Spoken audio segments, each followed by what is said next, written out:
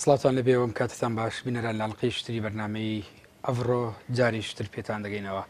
لە مەڵقەی بەرنامەی ئەڤڕۆ گفتوگۆ دەکەین لەبارەی بارودۆخی ناوچەکە و ئەم کێشە و قەیرانانەی کە لە ئێستادا لە ئاستی سیاسی و فکری ڕوبەڕووی هەرێمی کوردستان و ناوچەکە بۆتەوە. لە مەڵقەیە گفتوگۆ لەبارەی چەمچی علمانیەت دەکەین. گفتوگۆ لەبارەی ئەوە دەکەین کە ضرورەتی خوێندنەوەمان وەروە تێگەیشتمان لەبارەی چەمچی علمانیەت و ضرورەتی لە دۆخی ئێستایی ناوچەکە. لە کاتێکدا ئێمە گفتوگۆ لەسەر ئەم تەورە دەکەین کە لەم ناوچەیە تا بە ئێستا خەڵک لەسەر ناسنامەی دینی و هەروە شەڕێکی مەزهەبی و تایفی قرس لە ناوچەکە بڕەوە دەچێت. پرسیارەوەیە کە ئەم کێشانەی ڕوبەڕووی ئەم ناوچەیە دەبێتەوە تا چەند پەیوەندی بە جۆری سیستەمی و هەروە هەویەی سیستەمی سیاسی و شوناسی وڵاتەوە هەیە. ئایا ئەلمانیەت تا چەند وەڵام دانەوەیەکی پێویستی ئەم بارودۆخە ئێستا هەیە؟ ئەوکات گفتوگۆ لەبارەی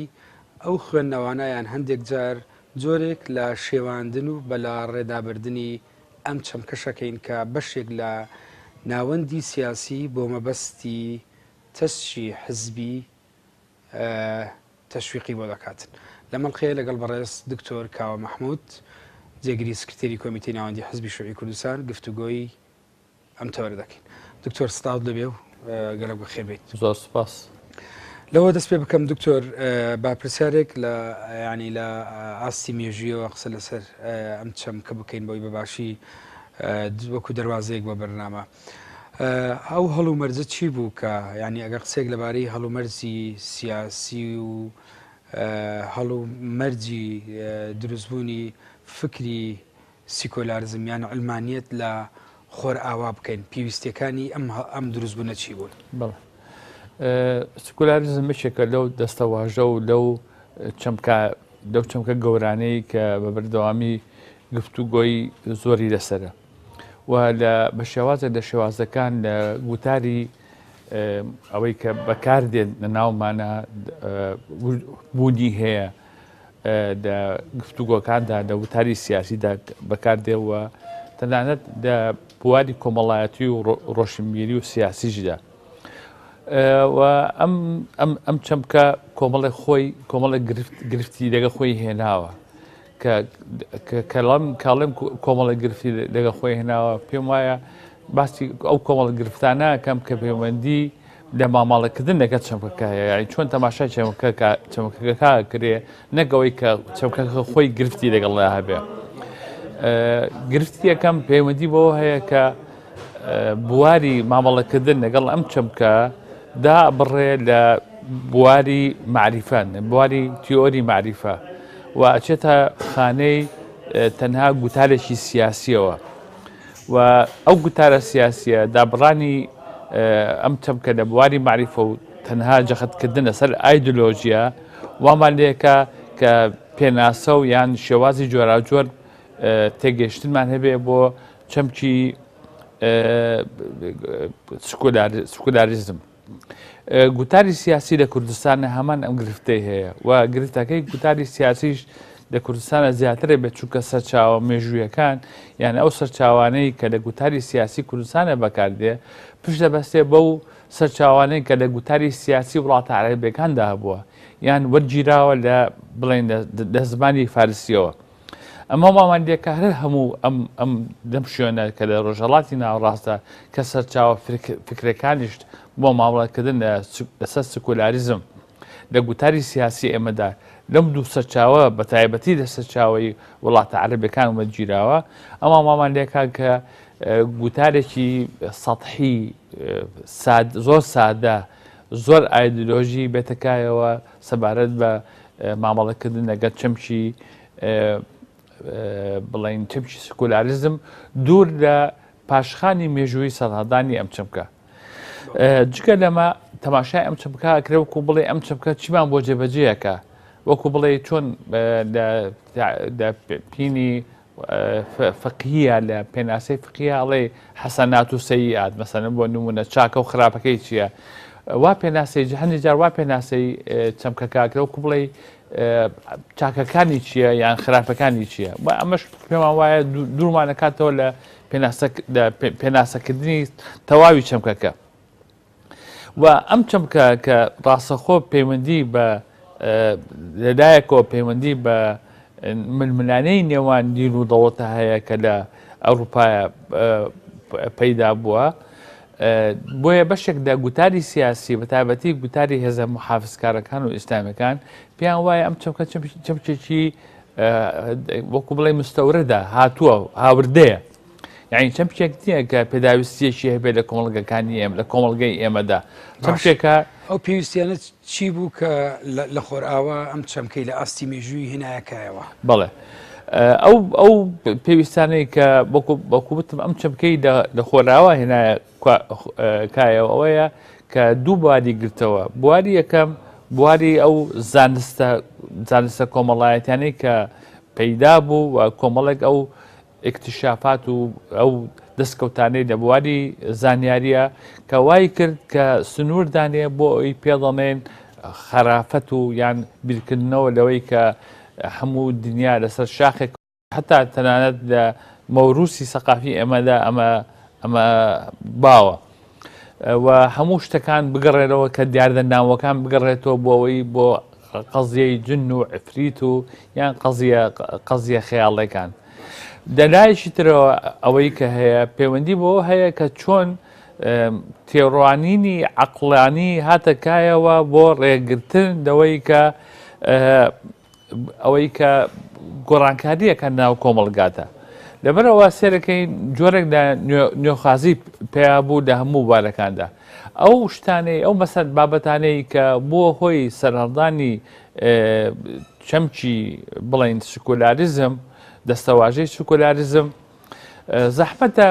وا مامەڵی لەگەڵ بکرێ کە بڵێ ئەمە یەشێک کە وەکو بڵێ ئەمە یاسایەکە یان قانونیەکە یان ئەمە نەزەریەکە خۆی لە کاتێکە ئەمە بەم شێوەیە نییە سکولاریزم لێرەدا ئەوە بۆی بەردەوامبوونی وەڵامێ بۆ پرسیارەکەی جەنابەتەوەیە کە ئەمە پرۆسەیەکی مێژوویە ئەم پرۆسە مێژوویە زۆر ئاڵۆزە و پرۆژەیەکی درێژخایەنە بە سەرەتایەکی هەووە سەری هەڵداوە بەڵام تا ئێستا ئەمە بەردەوامە ئەم پرۆژەیە پەیوەندی بە کۆمەلگاوە هەیە پەیوەندی بە سیاسەتەوە هەیە پەیوەندی بە فکرەوە هەیە پەیوەندی بە بیر و بۆچوونەوە هەیە ئەو پەیوەندی بە نەزەرەتی معریفەوە هەیە بۆیە ئەگەر یارمەتیە بێ سکولاریزم باسکردنێکی مێژوویە زیاتر لەوەی کە باسی ئەوە بکەی مەمەستم ئەوەیە کە پاشخانێکی مێژوویە دەستەواژەیە کە سەرهەڵدانی مێژووی هەیە زیاتر لەوەی کە تەصیف بکرێ ئەمە چییە یان چی نییە لەمەدا ئەومان بۆ دەرەکەوێت کە هێن سکولاریزم ڕاستەخۆ پەیوەندی بە مۆدرینایەتی سەرمایەداریەوە هەیە پەیوەندی بە مۆدرینایەتیەوە هەیە و پەیوەندی بە سەرمایەداریشەوە هەیە مۆدرینایەتی لە بواری فکرە لە بواری دەستکەوتەکانی لە زانستە کۆمەڵایەتەکان و سەرمایەداری لە بواری گەشەپێدانی ئابووری زۆر باشەکەواتە بە نەتیجە ینی هاتنەکەی سیستەمی ئەلمانیەت بەشێکە لەو گەشە سەندانی کۆمەڵگا لە ئاستی قۆناغەکان دێتەکایەوە بە تایبەتی لە دوای دروستبوونی سیستەمی سەرمایەداری و گەشە سەندنی چینی ناوەند بەڵام ڕەنگە پرسیار دروست بێ بۆچی ئەمە لە وڵاتانی خۆرئاوا ڕوودەداتن لە جیهانی ئیسلامی لە هەمان کات ئەمە ڕەنگ ناداتەوەات پرسیارێکی ئەجگار گرنگە کە هەندێک جار بە هێزە ئیسلامیەکان وا باسیەوەکەن کە لەبەرەوەی ئەم چەمکێکی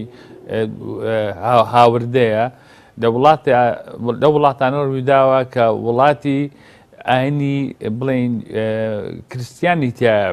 پەیڕەوکراوە لە وڵاتانە نییە کە ئاینی موسڵمانی یان ئاینەکانی تری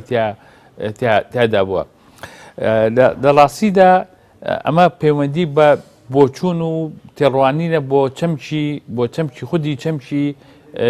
سکولاریزم و چۆنەتی سەرهەڵدانی سکولاریزم حاڵەتێک نییە لە ناکاوسەری هەڵدابێ حاڵەتێکی بەردەوامبوونە لە چوارچێوەی ئەو گۆڕانکاریانەی لەناو کۆمەڵگادا گۆڕانکاری ناو کۆمەڵگاتە سەری هەڵداوە و ئەو گۆڕانکاریانە وەکوتم جگە لەوەی تیۆری معریفەشی گرتەوە بواری کۆمەڵایەتیشی گرتێتەوە و سەرهەدانی ئەو چینە تازانەی کە خۆی پەرەسەندنی سەرمایهداری لە بەرژەوەندی ئەوان بووە. لە ئەوروپادا کە سەرهەدانی سکولاریزم پەیوەندی نییە، کاردانەوە نییە بۆ سروشتی دینی مەسیحی، وەکو بڵێ سروشتی ئاینی کریسیان وامان لەیەکا کە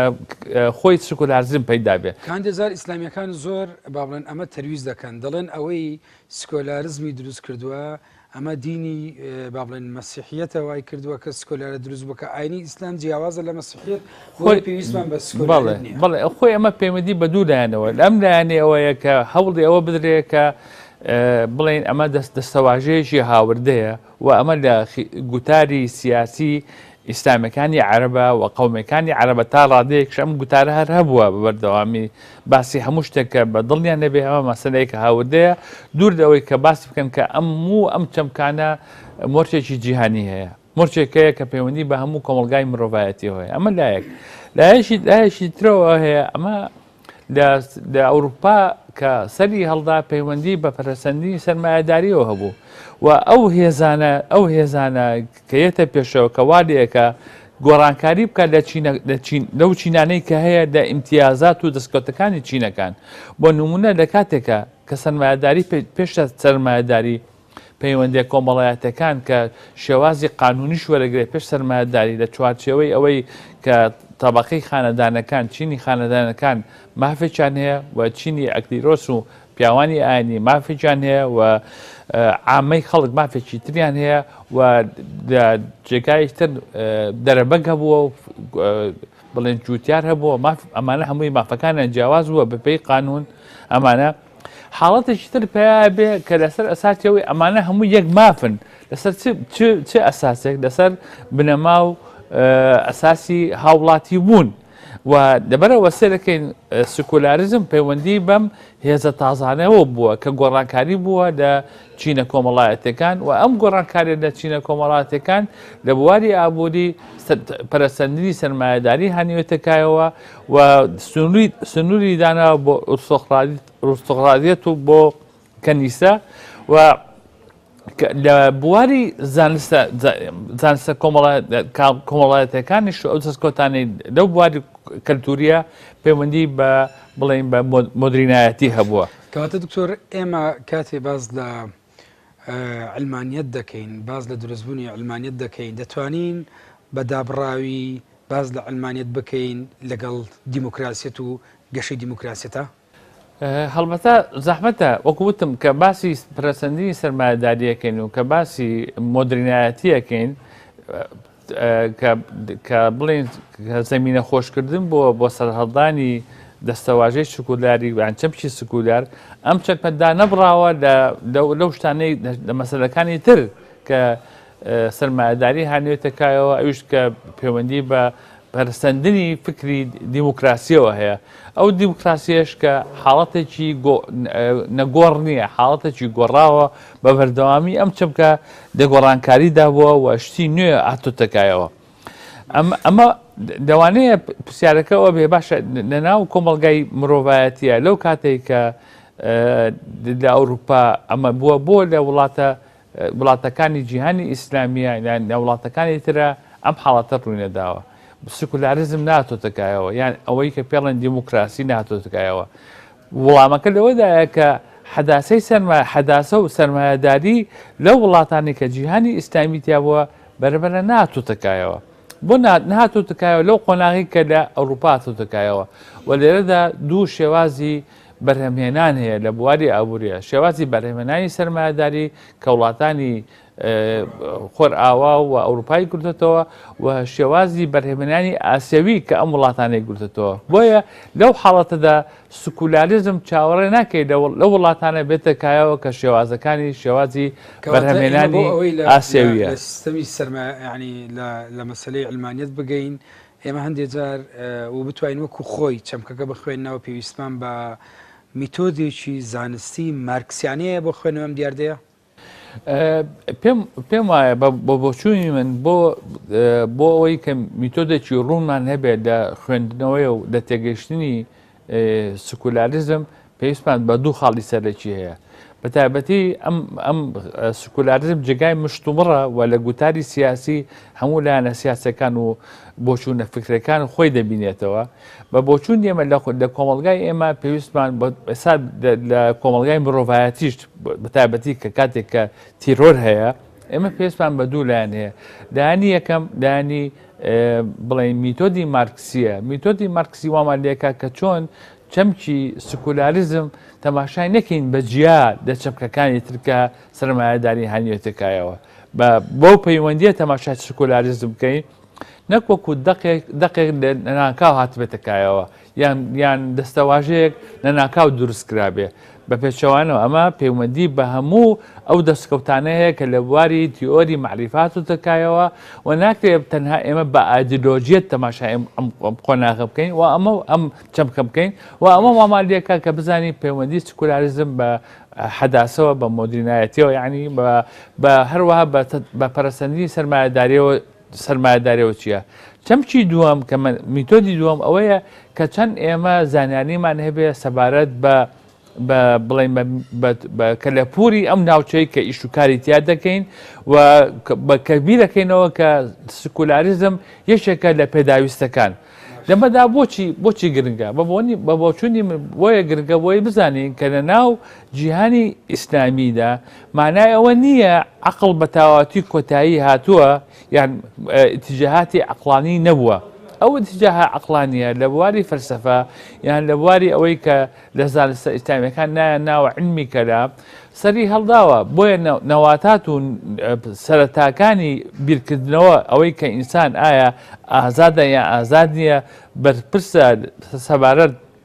بۆ کارانەی کەیکا یان بەرپرس نییە سەری هەڵداوە لە نێیان دوو تەوژمی سەرەکی دوو تەیاری سەرەکی کە پێڵێن تەیاری قەدری و جەبری لە علمی کەلامی ئیسلامیە دوای ئەوە خۆی پەرەسەندنی خۆی وەرگرت لە چوارچەوەی فکری معتەزیلە کە ناکۆک بوون لەگەڵ ئەشاعرە لە بواری علمی کەلامە کە معتەزیلە نەواتێک بوو یان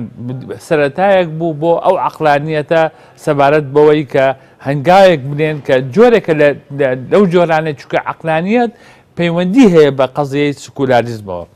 بەڵام ئەو عەقلانیەتەی کە لەوێ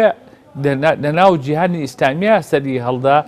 بە بەردەوامی شێوازی کارکردنەکەی هەمان ئەو شێوازە بوو کە تامیشی یان پەراوێزی بەرامبەرەکانیە کرد هەمان ئەو شێوازەی بەکارهێنا بۆ سەرکوتکردنی بەرامبەر بۆ چونکە ئاستی پەرەسەندنی ئەو کۆمەڵگایانە نەگەیشتە بۆ ئاستێکی سەرمایهداری ئەو تۆ کە بتوانن چەمکی دیموکراسی بێتەکایەوە لەبەرەوە سێرەکەین معتەزیلەکان کە کاتێک کە برەویان هەبوو لە کاتی مەئمونە کە لە مەسەلەی قەزەی خەلقی قورئانە بە هەمان شێوەی توندڕەوەکان ئەوانەی کە نایاریان بوون توتیژیان هێنا سەبارەت بە نایارەکانیان نەبوونی سەرمایهداری وای کرد کە چەمکی عەقلانیەت لە بواری عالەمی ئیسلامیە لە فکری ئیسلامیە لەو حەدە بمێنێتەوە بەڵام ئێستا ئەمڕۆ ئەگەر یامەتێ بێ ئەمڕۆ عەقلانیەتی معتەزیلە ڕاستە وەختی خۆی لە سیاقی مێژووی عەقلانیەت بووە بەڵام لە سیاقی ئەمڕۆ نەتوانین بڵێین عەقلانیەتە کوێ عەقلانیەت بە بەردەوامی لە پەرەسەندندایە لە بەرامبەر ئەوە تێگەیشتنی تریشەیە بەوەی کە مەسەلەی پەیوەندی ئیسلام بە دیموکراسیەتەوە واروە مەسەلەی یەکسانکردنی شورا و ڕاوێش بە مەسەلەی دیموکراسیەتەوە هاوکات هەر لەم هەڵومەرجەی ئێستا گفتوگۆی سەرڕای ئێوەمە قەیرانی زۆرمانەیە گفتوگۆی زۆر هەیە لەبارەی با بڵێن زۆرێک لە ململانەیە لە مابینی لەناو کۆمەڵگا سەبارەت بە ناسنامەی دەوڵەت و هەندێک جار ڕەنگە تەحویلی بەشێک لە ململانەیە چینایەتەکانیش بکرێت بۆ ململانەی دینی بۆ هێزە چەپەکان دەبێت چۆن بە ئاگایی و ماوە لەگەڵ ئەم چەمکانە بکەن گفتوگۆی زیاترەکەین بەڵام هاوڕایانم باز لەوە دەکەن کە ناوبڕێکی کورتەیە و دواتر دەگەڕێنەوە بینەران ناوبڕێکی کورد وەردەگرین و دواتر لەگەڵ دکتۆر کاوە گفتوگۆکانمان بەردەوام دەبێت سەبارەت بە چەمکی ئەلمانیەت.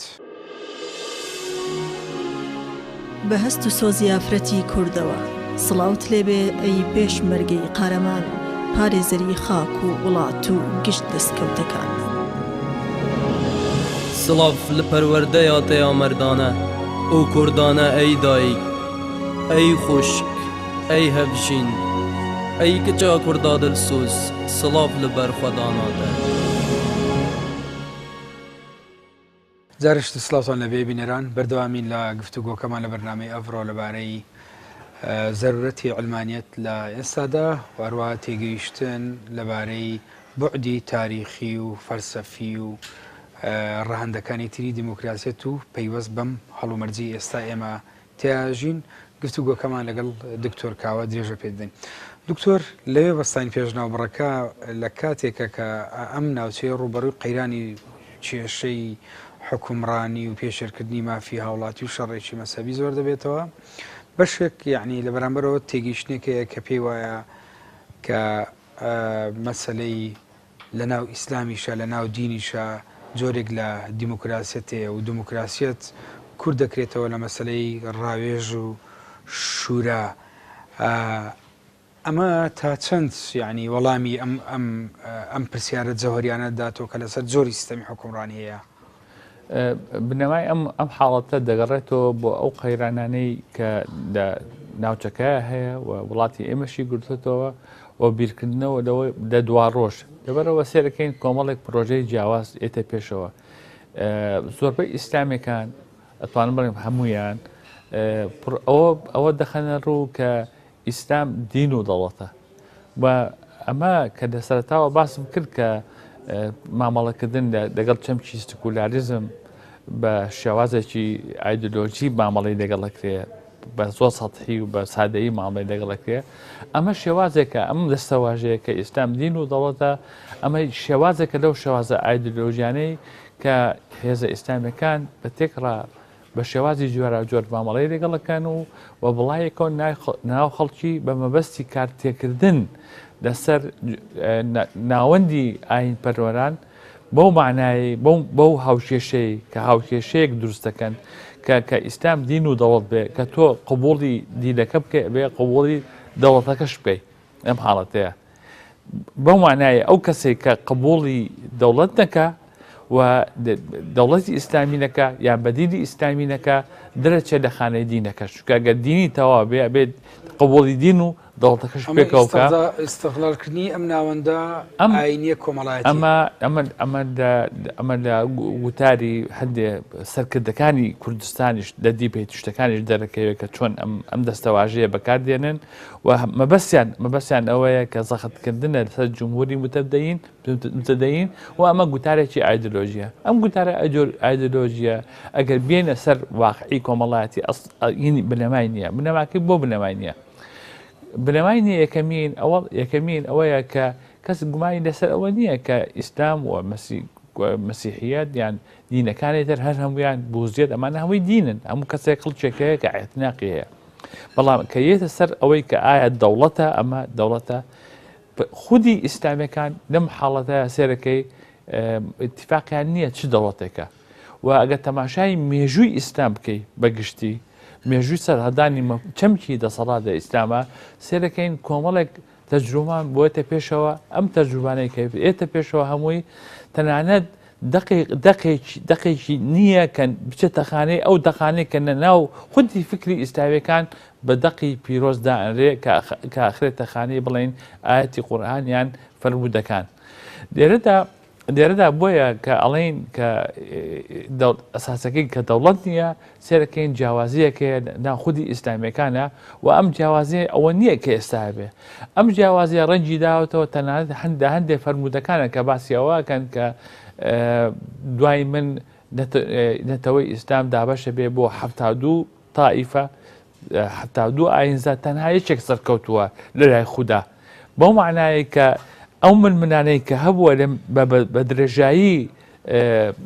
مێژووی ئیسلامە مێژووی حکومڕانی ئەم منانێ بووە لە پێناوی دەسەڵات بەڵام هەر کەسێک مەشروعیەتی دەسەڵاتەکەی لە چوارچەوەی فکری ئاینی وەرگرتووە کە خۆی ئەو تائیفە مەنسوورەیە پێڵێن ئەم تائیفە مەنسوورە ئێستا خۆی دەبینێتەوە لە چی لە فرەبوونی حیزبی سیاسی ئەگەر دەوڵەتەکە دەوڵەتی دینی و دەوڵەتی دینی ئەساسی هەیە و بنەماکانی هەیە ئەی بۆچی ئەحزابی دینی زۆرە ئەو حەزابانی کە پشتە بەسر بە دینی هەر لە وڵاتی خۆمان لە کوردستانە چەندەها گروپی دینی هەیە عسابی دینی هەیە هەمویان ئەکەونە منافەسەوە و تێڕوانیان جیاوازە لە بواری مەفهومی دەوڵەتەوە ئەمە لەلایەک لەلایەنی مێژووەوەی پەیوەندی بە پرسیارەکەی تۆ هەیە دوو تەمکی جیاوازەیە لە سەرهەڵدانی مێژوویە چەمکێک کە پێڵن چەمکی شورا و چەمکی شورا چەمچێک نییە ئیسلام پەیدای کردی بێ چەمکی شورا چەمچێک بووە پێش ئیسلام هەبووە و تەنانەت لەناو عشیرەت و قەبیلەکانی عەرەبە هەبووە کە مەشورەتیان بە یەکتری کردووە بەڵام تابع ئەوەی کە پڵێ مۆرچی ئیلزام و خۆبەستنەوە و جێبەجێکردنی ئەو مەشورەتە لە ناو شورایە نییە لەبەرەوە ئەگەر دیموکراسیەت کورد دەکرێتەوە لە ڕاوێژ بۆیە من ئەوە بڵێم کە دوو تەمکی جیاوازە ئەم مەشورەتە ئەم شورایە ئەم ڕاوێژکردنە و تەنانەت لە ئاەتی قورئانە باسی ئەوە کە وەشاورهم فی الأمر فإذا عزمت فتوکل یعنی کاتێک بریارەکە بریاری خۆتە بەم پێیە شورا تابعیشی ئیلزامی نییە لە کاتێکە لایەنێکی تر ئەوەیە کە چەمشی شورا چەمچێکە تووشی بەستەڵۆک بوو لە کاتی خۆیان لەو حدودەمایەوە بە پێچوانی چەمکی دیموکراسی چونکە ئەگە ئێستا باسی دیموکراسی بکەین کافی نییە بڵێ وڵات چەمکی دیموکراسی لێوێ هاتەکە لە دووشە گرێدراوە لە یۆنانیەکان و دەمە دیمە و دادن کراس و یان دیموکراس و ئەم شتانی کە باسەکرێ چەمکی دیموکراسی تەجاوزی ئەو حاڵەتی کردووە لەبەرەوە چەمچێکی زیندووە و هەموو ئەو زانستانەی کە لە بواری زانستە کۆمەڵایەتەکان هاتۆتە پێشەوە سێرەکەن کارتێکردنی کردووە سەبارەت بە چەمکی دیموکراسی و ئەم چەمکە دیموکراسیە بۆتە بنەمایەک بۆ دروستکردنی سیستم لە حکومڕاندا لە کاتێکا چەمکی شورا نەبووتە بنەمایەک بۆ دروستکردنی سیستم لە حکومڕانیدا بۆیە ئەگە تەماشای ئیسلام بکەین ناو ئیسلامە کۆمەڵێک شێواز هاتۆ دەکایەوە بۆ حکومڕانی بەڵام ئەم شێوازانە هیچی پەیوەندی بە دەخی پیرۆزەوە نییە هەمووی پەیوەندی بە منبلانێ لەگە دەسەڵاتە هەیە تەنانەت ئەو کاتێک کە باسی ئەوواکەن کە خولەفای ڕاشیدین بووە و ئەمە حاڵەتە سەلەفیە تۆپەکەیە کە هیچ شتێک کە بێگەردە لەو کاتێ ئەگە تەماشا بکەین هاتنی ئەبوو بەکر بۆ خلافەت لە سەقیفەی بەنی ساعیدە کە ئەو گفتوگانەی کە ئەکرێ تەنانەت لەو سەرچاوانەی کە سەرچاوی فقی شیعیە کە سیرەت ئیبن هیشام یان شەرح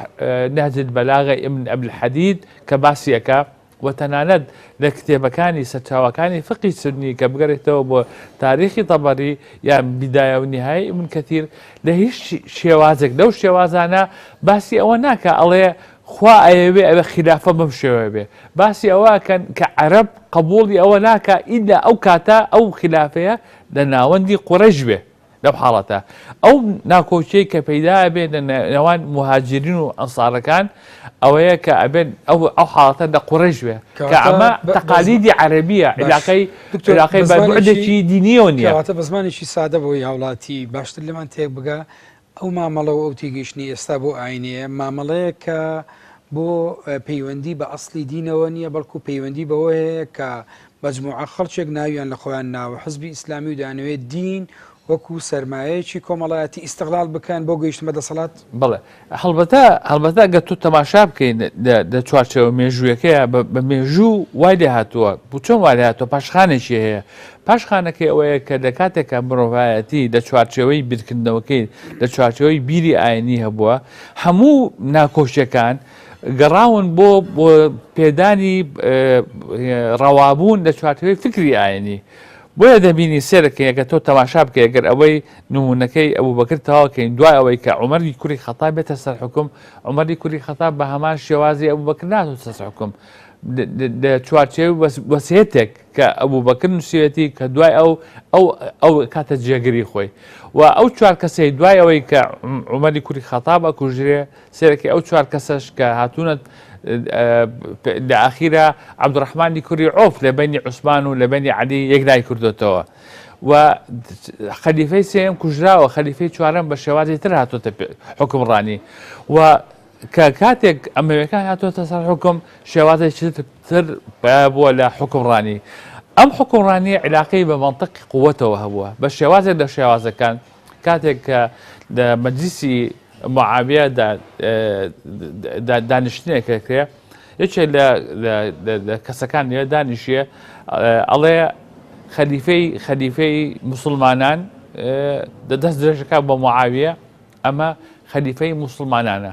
لە دوای ئەو دەست درێژەکە بۆ یەزیدی کوڕی ئەلێ دوای ئەمیش ئەمە ئەگەر ئەوەش قبول ناکە دەست درێژەکە بۆ شیرەکەی ئەڵێ ئەمە دەست دەستەکە بۆ ئەو شیرەی کە هەڵی گرتووە بەعنای منطقی قووە دێتە پێشەوە بۆیە منطقی قووەت یەکێک بووە لەو هۆکارانەی خۆی کۆمەڵێک تیۆری دروست کردووە لە فکری ئیسلامیە کە ئەمانە هیچ علاقەی بە ئاەت و بە حەدیثەوە نییە کۆمەڵێک تیۆر هاتۆتە پێشەوە کۆمەڵێک شێواز هاتۆتە پێشەوە نەزەریە خلافەیە ئەوەی تیۆری خلافەیە تیۆری ئیمامەیە تیۆری مولکە ئەوەی کە پێڵێ مەلەکیەتە ئیمارەی ئیستیلاە تێکڕای ئەمانە کۆمەڵێک ئەزمون بووە ئەم کۆمەڵ ئەزمونانە لە چوارچێوەی فکری ئیسلامیە دوای زیاتر لە 300 ساڵ کۆکراوەتەوە لە چوارچێوەی کتابێک بۆ نمونە کە پێڵێن کتابی ماوەردیە کە یەکێکە فەقیهێکی شافعیە بە ناوی الأحکام الدینیە والولايات السلطانیە ئەم کتێبە ئەگەر ئێستا هەر کۆمەڵێک مەرجی دانا ئەبێ خەلیفە وابێ و کە هەر کەسێک کە ئێستا لە چوارچێوەی فکری ئیسلامی باسی نظریەی خلافەت و نظریەی دەوڵەت بکات لە ئیسلامە ئەگەڕێتەوە بۆ کتێبەکەی ماوەردی بەم شێوەیە پیرۆزی دەبەخشێ بۆ کتێبەکەی ماوەردی لەم حاڵەتەیە ئەوێ بگەڕێنەوە بۆ چەمچی مارکس کە چۆن واقع فکری دروست کردووە کتێبەکەی ماوەردی بەشێکە لە فکر بەڵام چ واقع درستی کردووە واقعی ململانەیە لەسەر دەسەڵات واقعی گەڕان بە دوای پیرۆزی دەسەڵات ئەو فکری دروست کردووە ئێستا ئێمە لە دوای ئەم مێشە دوور و درێژە دکتۆر خەریکە یعنی ڕوبەڕووی هەمان ئەو واقعی شت دەبینەوە بە هەندێک لێکچۆ بە هەندێک جیاوازیەوە و لە هەمان کادا فکرێک وجودیە کە دەیەوێت تەرویج تاچیل لەسەرەوە بکات دەبێ پەیوەندی نێوان دین و دەوڵەت و بەتایبەتی لە دووە مەسەلە کە مەلملانەیە بوو لە هەرێمی کوردستانە مەسەلەی لەو وەختەی کە خەریکی نووسینەوەی ڕژنووسی دەستور بوون ئیسلامیەکان زۆر تاچیتیان لەسەر ئەم بابەتە دەکردەوە ئەم تیکرارکردنەیە بۆ چییە؟ جەختکردن لەسەر ئەو بابەتە هەوڵدانە بۆ ئەوەی کە بۆ دامەزراندنی دەوڵەتی ئاینی دەوڵەتی دینی هەرچەندە بڵێ ئێمە نەخێر لە ئیسلامدا دەوڵەتی دینی نییە ئێمە دەوڵەتی مەدەنیمانەیە بەڵام کە بڵێ کە ئیسلام دین و دەوڵەتە بەو معنایە کە مە هەوڵدانە بۆ دەوڵەتی دینی ئەگەر بە هەر ناو نیشانەکە بێ بۆیە سێرەکەین لە دەستورەکانە باسی ئەوواکرێت کە دینی ڕسمی دەوڵەت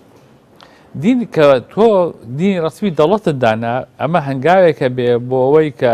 کەسایەتێکی معنەوی هەیە کە پێڵەن دەوڵەت کە تۆ جیاوازە لە کەسایەتی طبیعی کەسایەتی طبیعی ئەوەیە کە ئەو کەسەیە ئەو تاکێت کە لە کۆمەڵگادایە کە لەوانەیە ئاینی مسلمان بێ یان کریسیان بێ یان جوو بێ یان بوزی بێ یان هیندۆسی بێ یان نەیبێ یان ئاینی نەبێ ئەمە ئەوەی کە کۆی کاتەوە لە چوارچێوەی دەوڵەت ئەبێت چەمچی هاوڵاتی کۆی کاتەوە نابێت چەمچی ئاین کۆی کاتەوە لەو حاڵەتەیە ئەم دەوڵەت وەکو کەسایەتێکی معنەوی ناکرێ ئاینی هەبێ دەوڵەت وەکو کەسایەتێکی معنەوی کە نابێ ئاینی هەبێ خۆی خزمەتی مسلمانانی کردووە بۆ نمونە ئەگە تەماشای هیندستان بکەین ئەگە تۆ تەماشای زۆربە بکەیت کە لە هیندستان کە هیندۆسە ئەگەر دەوڵەتی هیندستان دەوڵەتێکی ئاینی بێ و مۆرکەکەی ئەوە بێ کە ئاینی هیندۆسی ئاینی دەوڵەت بێ بەو معنایە جیاوازیەکە بێ لە نێوان زیاتر لە 100 میلیۆن مسلمان کە لە هیندستانە ئاژین کە بنە هاوڵاتیی دەرەجە دوو دەو حاڵەتەیە یان جیاوازیە بە لەو هاواتی بوونە لەبەرەوە سێرەکەین بەناهەی بە شێوەیەکی پراکتیکی بوونی ئەلمانیە دەنا ئەو دەوڵەتە ئیسلامی پاراستووە ئەمە جگە لەوە نەگەر ئیسلامی پاراستووە ئەمە زەمینەی خۆش کردووە کە هەندێک حیزبی ئیسلامی بێتە سەر حکم بۆ نمونە تورکیا کە دەوڵەتێکی ئەلمانیە کە شێوازێکی ئەلمانی وەرگرتووە بە هەمان شێوە مەجای داوە کە هێزێکی ئیسلامی کە بێتە سەر حکم بەڵام ئەمە مانای نییە ئەلمانیەت یەکسانە بە دیموکراسی چونکە ئەلمانیەت بەبێت دیموکراسی کەم و کوڕی هەیە و ئەوەی کە پەیوەندی بە مۆرچی ئەوە کرێ کە ئیسلام قبولی دیموکراتیەکە و قبولی شوراکە و علمانەتشی هەزم کردووە لەو حاڵەتەیە ئەوەیە کە هەوڵ دەدرێ مۆرچی دیموکراسی بەخشرێ بە حیزبە سیاسیەکان لە چوارچێوەی زۆربە و ڕەها لە کاتێکە لە کاتی مەشورەتدانە تۆ ئەتوانی ژمارە حیسابکە چێ لەگەڵ یاتیشێ لەگەڵ یان نیە یعنی ئەوەی کاچێ بەخانەی زۆربە و کەمایەتی بەڵام لە کاتی دیموکراسی کۆ ناکرێتەوە لە بە زۆری نەنیە بە زۆرینە نییە دیموکراسی کۆ ناکرێتەوە لە زۆربە و کەمایەتی وەختم زۆر کەماوە زۆر بە کورتی پێم بڵێ ئەم هەڵومەرجی ئێستا هاتنی داعش و دروستبوونی داعش کوشتنی خەڵک لەسەر هەویەی دینی و ئەوانە چیمان پێ دەڵێ لەبارەی زەرورەتی ئەلمانیت بەڵام تکایە زۆر بە کورتی پرسیاریشتر ماوە ئەم هاتنەی کە هەیە ئەم کە داعشەوە نەک تەنها داعش ئەوە نەسڕەیە و قاعیدە لە پێشەوە هەبووە و ئەو گروپانەی تر کە ئایدۆلۆژی دینی بەکارێن بۆ پەراوێزخستنی بەرامبەر دیسانەوە دووپاتی ئەوە کاتەوە کە چەند سکولاریزم کە پێویستە بۆ ئەوەی وەکو چەمچێک کە بەکار بێ لە چوارچێوەی حەداسەت لە چوارچێوەی پەرەسەندن لە چوارچێوەی دیموکراسی نەک بەدابڕان لە چوارچێوە مێژووەکەی کە چۆن بەکار بێ کە بتوانین کە زەمینەیەک دروست بێ لەناو کۆمەلگایەک ئەو زەمینەیە یەکسانەیەک دروستکە لە نێوان تاکەکان لەسەر ئەساسی هاوڵاتی بوون بەڵام تەگەرەکان و کۆسپەکان لەوە زیاترە تەنها داعش نییە بۆ نمونە ئەگەر تۆ تەماشای سەرهەندانی خودی ئەم بیرۆکەی ئەم ئیسلامگەریە تونڕەویە بکەین لە کاتی هەشتاکانە وڵاتە یەکگرتوەکانی ئەمریکای پێوا بوو بوونی ئیسلام ضرورەتێکە بۆ ڕاگررتنی مەدی شوعیەت کە وەی لە ئەفغانستان بەکاریان هێنا و ئەو عەقڵێتە خۆی زەمینەیەک بوو بۆ دروستکردنی تونڕەوی و ئێستا خودی ئەمریکا بەو تونڕەویە ئەناڵێنێ لە میانە و گفتوگوانەی هەیە دەوترێ یعنی ئەزبوونی هەرێمی کوردستان کە چ لە ئاسی سیاسی و ئابووری ڕوبڕی کۆمەڵە کێشە و قەیران بۆتەوە ئیسلامیەکان وانی شاین دەدەن کە ئەزمموی هەرێمی کوردستان نموزەجێکی دەوڵەت یان حکوومەتی ئەلمانی و ئەمە دەبینین شکستیێناوە کوردستان ینی هەرێمێکی فیدراالیە مستەوەی هەرێمێکی بڵێ ئەلمانیە بەڵێ لێرەدا من بۆ لە سەرەتاوە باسی چەمشی ئەلمانیەتم کرد کە ئەلمانیە لە چوارچێوەی مێژوودا مامەڵێ دەگەر بکرێن نەک پێناسەیە وەکو ئەوەیە بکە ئەلمانیە یان سکولاریزم تەنها یەکسان لە بەجاکردنەوەی دین و دەوڵەت و ڕابوەسیلەوەدا بۆ ئەوەی بگەینە ئەم نەتیجەیە بۆ نمونە کە بەتەماشای چەمکی سکولاریزمەکەین وەکو پەرەسەندنێکی بۆ مێژوویی ئەبێ ئەومان بۆ دەرکەوێت کە ئەم چەمکە خۆی فەرز کردووە لەناو کۆمەڵگەکانی ئێمە هەتا نەناو ئەو کۆمەڵگانەی کە بە ناوی ئیسلامە حکمیان کردووە بۆ نمونە لە دەوڵەتی عوسمانیە لە ساڵی 1958 لەو ساڵەدا گۆڕانکاری کرا لە زۆر شتە لە بواری قانونەکانە و هەوڵی ئەوە درا کە مەسەڵێن حکمی ڕەدە ڕاگیرە لە ساڵی 1950 لە ساڵی 1956 لە مصر قبوڵی ئەوە کرا کە قبتەکان بێنە ناو جێشەوە و ئەو شتانەی کە پەیوەندی بە قەزیەی ڕەجبکردنەوە بووە یان دەستبڕینەوە هەبووە جگەرەوەی کە لە کاتی عومەری کوری خەتابە ڕاگیراوە لەناو دەوڵەتی عوسمانیە ڕاگیرا لە حاڵەتە واتە ئەلمانیە تەنانەت دەو دەوڵەتانەی کە مڕکەشی ئیسلامیە خۆی فەرز کردووە جگە لەوەی ئێمە لە سیستمی خوێندنە ئێمە لە سیستمی خوێندە باسی زەڕاکەن و باسی ماداکەن و فیزیا خوێن و ئەوانە کە ئەمانە بەشێکی زۆری بە ئەسڵی ئەنواعی داروین نەخوێنین کە دوورە لە عقلێتی ئەوەی کە عقلێتی ئیمانی یان عقلێتی دینی لە وڵاتی ئێمەدا لە دەسەڵاتی ئێمەدا شتێک نییە بڵێ ئەمەی کە هەیە ئەمە ئەلمانێتێکی تەواو ئەمە سکولاریزمە چکە ئەمە لە حاڵەتێکی بەردەوامبوونە هەیە لێرەدا ئەبێت جیاوازی بکەن لە نێوان دەسەڵات و لە نێوان ئەحزابی سیاسی لە نێوان دەسەڵاتە ئەبێ بەشێک لە شێوازەکانی ئەمڕۆ چونکە ئێمە باسی سکولاریزم ناکەین لە ساڵی 1956 دەوڵەتی عوسمانی بەشێک باسی ئەوە ناکەین لە ساڵی 1956 بڵێن میسر ئێمە باسی سکولاریزمەکەین لە ساڵی 2016دا کە یەکێک لە پێداویستەکانی کە باسی بکەین ئەوەیە کە ئەبێ دەستور بە ئاشکرا بڵێ کە نەک سەرچاوی سەرەکی یاسادانان شریعەتی ئیسلامی نییە کە لە دەستورە هێزە ئیسلامیەکان باری کەسێتی و ئەوانەی تریش پێشتر ئەمە جگەلەوە ئەمە کە بڵێن کە شریعەتی ئیسلامی سەرچاوی سەرەکی یاسادانانە کە ئەمە هێزە ئیسلامیەکان یانەیە فەرزیکەن لە دەستوری هەرێمی کوردستانە و هەندێک هێزەکانی ترکە ئیسلامی نین بۆ بە مەبەستی ئایدۆلۆژی بە مەبەستی وڕژاندن و شتیوا و بە مەبەستی کەسوکردین دەنگ و ئەم دەنگ مجاملە یەکتریەکەن لەو بارەیەوە. دووە پرسیارم زۆر بە کورتی لە چوارچێوەی ئێمە چۆن یعنی میتۆدێکی مارکسیانە ئێمە سەیری ئەرچی چەپەکان بکەین لەم ڕۆدا چۆن بە ئاگاییەوە بێن کە لە ئەسڵا ئێمە ڕوبەڕووی ململانەیەکی چینایەتی دەبێنەوە ئەم ململانەیە تەحویل نەکرێ بۆ ململانەیەکی دینی لە کۆمەلگادا ئەوەی سەد تاپای جیهانە ڕۆدا ململانەیە ئەم ململانەیە بعدێک و مۆدایەکی چینایەتی هەیە ئەگەر نایشینێن چینایەتی لەسەر ئاسی جیهانە و لەسەر ئاسی خودی ئەم کۆمەلگانەی کە ئێمە تیاژین و بەردەوامی هێزە چەوسێنەرەکان هەوڵی ئەوادەن کە لە بە شێوازی جۆراجۆر لە وڵاتی جۆراجۆرە لە ئاسی جۆراجۆرە کە هەوڵ بدەن ئەم چەوسانەوەیە نەمێنێ لەبەرەوە هێزە چەوساوەکان بە بەردەوامی پەنا دەبنە بەر کۆمەڵێک ئایدۆلۆژیە لێکێ لەو ئایدۆلۆژیانە کە ئایدۆلۆژیای ئاینیە ئەم ئایدۆلۆژیا ئاینیە کە دان خودی وڵاتە ئیسلامیەکانە کە پێیا بێ تەنانەت نەک ئایدۆلۆژیای ئاینی نێوان بڵێن ئاینە جیاوازەکان نا خودی ئەو ئاینانە بۆ نمونە ئەو ململانەیە توندەی کە هەیە نێوان شیعە و سوننە و ئەو ململانەیە خودی ئەوەی هەیە کە وای کردووە کە دەوڵەتی عێراق نەمێنێ ئەوەی کە بۆتە هۆی ئەوەی کە دەوڵەتی عێراق نەمێنێ ئەوە نییە کە گەلی کوردستان تەنها مافی داوای مافی چار لە نوشتی خۆی کە حەقی خۆیەتی داوای مافی چار لە نوشتی خۆی بکە بەڵام لایەنێکی تر هەیە ململانەی شیعە و سوننە کە ئەم دوو ململانەیە بۆتە ناسنامەیەک و بۆتە شوناسێکی کەلتوری ئەمە بۆیە سێ دەکەین ئەم ململانەیە فکریانە ئەم دینیانە کە یەتە خوارەوە